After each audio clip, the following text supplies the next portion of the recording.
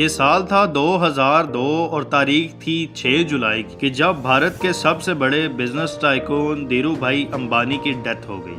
वो अपने पीछे हजारों करोड़ मालियत की जायदाद छोड़कर गए, जिसके मालिक अब उनके दो बेटे थे, मुकेश अंबानी और अनिल अंबानी। दोनों भाइयों ने अच्छे से अपने बाप की जायदाद को संभाल लिया था।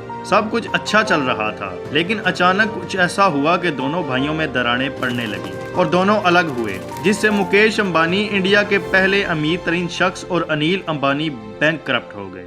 और नौबत यहाँ तक आ गई कि वकील की फीस देने के लिए उन्होंने अपने घर के जेवरात तक बेच दिए। सुनने में ये बहुत ही हैरान कुन मालूम होता है कि जिसका एक भाई अपने बेटे की शादी पर हजारों करोड़ लगा रहा है, उसके अपने ही भाई के पास इतने पैसे नहीं हैं कि वो वकील की फीस दे सके। नाज़रीन, मुकेश अंबानी के बेटे अनंत अंबानी की शादी की तकरीब में अनिल अंबानी की एंट्री ने सबको हैरान कर दिया कि जब वो एक सादा सी जीन्स और शर्ट में तकरीब अटेंड करने आए।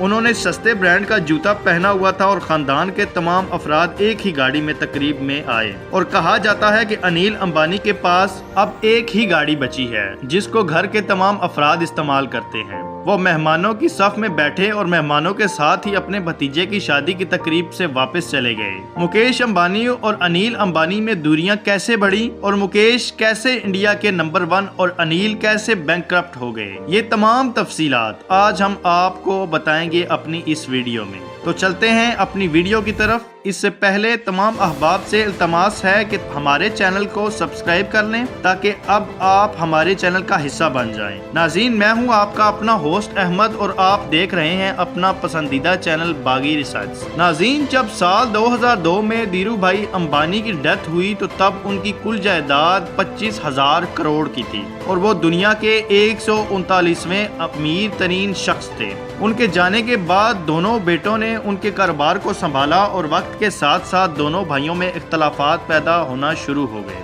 उसकी वजह ये थी कि दोनों भाइयों का अलग अलग रास्ते का चुनाव। जहां मुकेश अंबानी टेलीकॉम इंडस्ट्री को ग्रो करना चाहते थे, वहां अनिल अंबानी पावर सेक्टर में इन्वेस्ट करना चाहते थे, लेकिन उनके पास एक ही सेक्टर में इन्वेस्ट करने के लिए पैसा मौजूद था, जिसके बाद उन्होंने टेलीकॉम में ही इन्वेस्ट किया, जो कि मुकेश अंबानी का फैसला था। टेलीकॉम में इन्वेस्टमेंट के बाद अनिल अंबानी का रुझान फिल्मी दुनिया के लोगों में ज्यादा हो गया। वो सियासी लोगों में अपना असर रसूख बनाने लगे, जिसकी वजह से मुकेश अंबानी दिल ही दिल में इस बात को बुरा जानते रहे, क्योंकि मुकेश अंबानी को अनिल अंबानी की इन हरकत और मुलाकातों पर बहुत तशवीश थी और बिल्कुल पसंद न था कि वो ऐसे ताल्लुकात बनाएं। यही वजह थी कि दोनों भाइयों में इतनी ज्यादा दूरियां बढ़ गई कि बात बंटवारे तक आ पहुंची। चनाचा उनकी बहन ने दोनों भाइयों के बीच बंटवारा करवा दिया और रिलायंस ग्रुप को दोनों भाइयों में तकसीम कर दिया गया और यूं 18 जून 2005 को मुकेश अंबानी के हिस्से में आई Reliance Industries Limited, India Petrochemical Corporation Limited, जो बाद में रिलायंस इंडस्ट्रीज लिमिटेड बनी,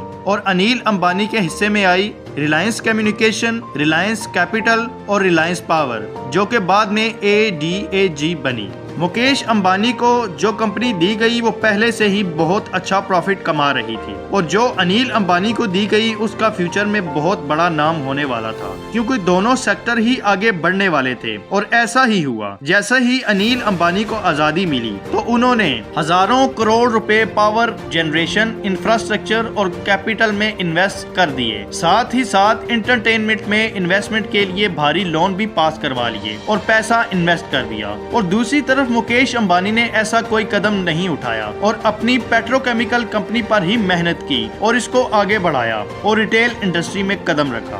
दोनों भाइयों की ग्रोथ बहुत अच्छे से हो रही थी और कुछ ही साल में 2007 में अनिल अंबानी की नेटवर्थ 5.7 बिलियन से बढ़कर 18.2 बिलियन डॉलर हो गई और उनके भाई मुकेश अंबानी की नेटवर्थ 8.5 से बढ़कर 20.1 बिलियन डॉलर हो गई, जिससे मुकेश अंबानी दुनिया के 14वें अमीर तरीन शख्स बन गए। और इसी लिस्ट में उनके भाई अनिल का नाम भी था, जो कि 18वें नंबर पर था, जो कि अनिल अंबानी को बिल्कुल मंजूर नहीं था, क्योंकि पैसे की इस दौड़ में मुकेश अंबानी अब भी उनसे 4 नंबर आगे थे। अनिल अंबानी को दुनिया के बड़े लोगों में लाने वाली उसकी 2 कंपनीज रिलायंस कम्युनिकेशन और IPO, जो कि उन दिनों बहुत अच्छा प्रॉफिट बना रही थी। साथ ही साथ रिलायंस कम्युनिकेशन इंडिया का दूसरा टेलीकम्युनिकेशन नेटवर्क बन चुका था, जिसकी बदौलत 2008 में अनिल की नेटवर्थ बढ़कर 18.2 से 42 बिलियन डॉलर्स हो गई थी और अब वो दुनिया के छठे अमीर तरीन शख्स बन गए थे। लेकिन मसला फिर भी वही था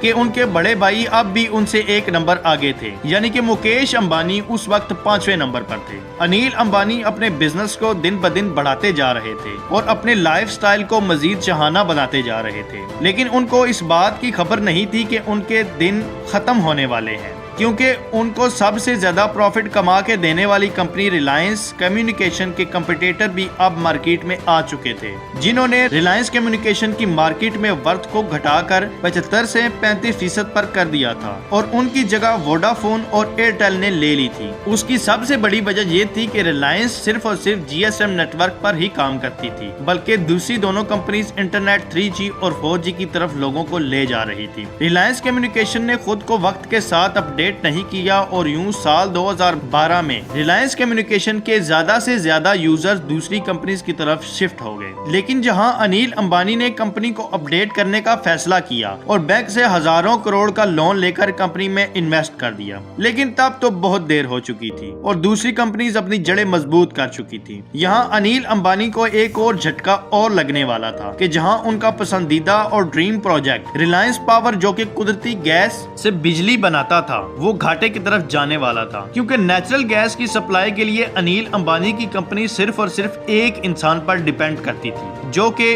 उनको सस्ती गैस फराहम करता था, और वो था मुकेश अंबानी, जो एक मुआहदे के तहत अनिल अंबानी की कंपनी को सस्ती गैस फराहम करता था। याद रहे कि ये मुआहदा उनके बंटवारे के वक्त ही हुआ था, लेकिन मुकेश ने इसकी लाज न रखी और गैस की कीमत में इजाफा करना शुरू कर दिया, जिसकी वजह से अनिल अंबानी ने मुकेश अंबानी पर ब्रीच ऑफ कॉन्ट्रैक्ट के तहत मुंबई अदालत में केस कर दिया, जिसका फैसला अनिल अंबानी के हक में हुआ। लेकिन मुकेश अंबानी ने इस फैसले को दोबारा चैलेंज कर दिया और सुप्रीम कोर्ट की रिट में फैसला अपने नाम करवा लिया। अब अनिल के पास इसके अलावा कोई और ऑप्शन न था कि या तो महंगी गैस खरीद कर कंपनी को चलाए या फिर कंपनी बंद कर दे। अनिल की तमाम कंपनीज नुकसान में जाने लगी, जिसको पूरा करने के लिए अनिल अंबानी ने लोन लेने शुरू कर दिए और एक वक्त ऐसा आया कि जब ADAG पर 1,25,000 करोड़ का कर्जा चढ़ गया। लेकिन अनिल अंबानी ने फिर भी हार नहीं मानी और दूसरे सेक्टर में किस्मत आजमाई करने की सोची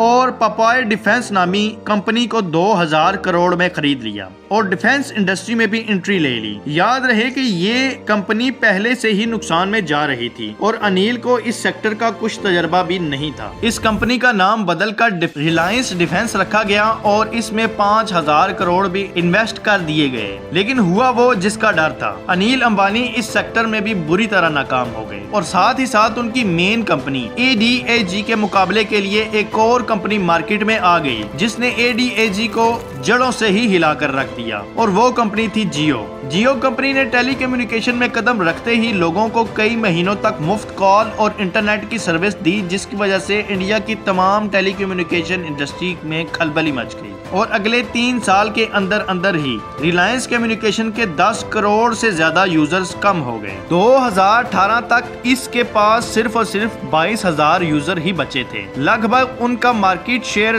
0 हो चुका था। अगले साल फरवरी 2019 में अनिल अंबानी ने बैंकरप्सी फाइल कर दी, जो कि दुनिया के लिए हैरान कुन था। इसी वक्त एरिक्सन कंपनी ने रिलायंस के खिलाफ केस कर दिया और अपने 550 करोड़ रुपए की अदायगी का मुतालबा किया। इस वक्त अनिल अंबानी इस पोजीशन में नहीं थे कि वो इतना बड़ा कर्जा चुका सकें, तो इस मुश्किल वक्त में उनके भाई उनके काम आए और मुकेश अंबानी ने एरिक्सन कंपनी को 550 करोड़ रुपए कर्जा अदा कर दिया। लेकिन अनिल अंबानी की मुश्किल तब भी हल न हुई और आहिस्ता आहिस्ता वो तमाम कंपनीज जिनसे अनिल अंबानी ने कर्जा लिया था वो तमाम केस करने लग गए, जिसके नतीजे में अनिल अंबानी को अपनी हर एक अजीज चीज एक एक करके बेचना पड़ी और फिर भी लोन खत्म न हुआ।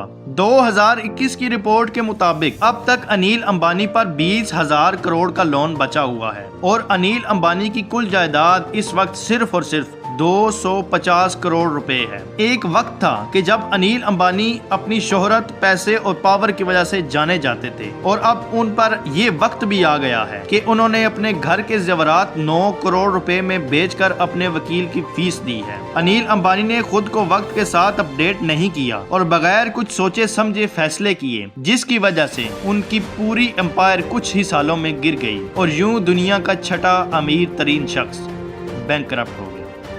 नाज़रीन, हमारी वीडियो के बारे में अपनी कीमती राय का इजहार कमेंट सेक्शन में ज़रूर कीजिएगा। तो मिलते हैं अपनी नेक्स्ट वीडियो में, तब तक के लिए अल्लाह हाफ़िज़।